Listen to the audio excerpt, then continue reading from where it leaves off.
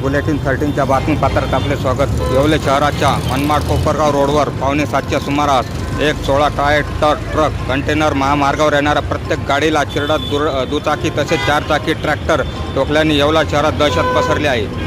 आज दिनांक 14 फेब्रुवारी 23 रोजी येवला शहरात आठवडे बाजार असून येवला मनमाड रोडवरील हा भयंकर प्रकार घडला असून अनेक जण गंभीर आहेत तर अनेक मोटरसायकल 4 चाकी ट्रॅक्टर तसेच पदचारी या ट्रकने उडवले आहे। याबाबत पोलीस तपास करीत आहे। बुलेटिन 13साठी विलास कांबळे, येवला।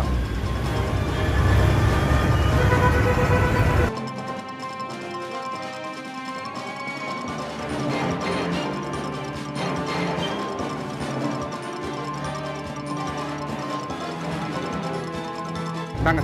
25 मिनिट झाले तर कोपरगावकडे कंटेनर येत होता। त्या कंटेनरवाल्याने आपल्या फतेपूर चाक्याच्या पुढून कंटिन्यू तो गाडीला ठोकत चालला। अक्षरशः त्याच्या म्हणजे माझी गाडी एकदम सरळ होती तर गाडीला पाठीमागून ठोकलं तर माझी गाडी आडवी झाली। नंतर पुढे ट्रॅक्टर पलटी मारला, एका इनोवाचं त्यांनी हे तोडलं।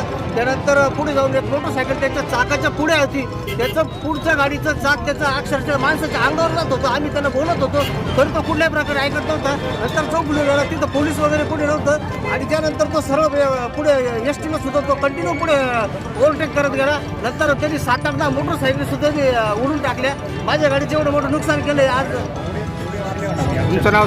माझं नाव दीपक एकनाथ सोनार, पंचायत समितीला आहे। येवल्यात आहे का? येवला पंचायत समिती।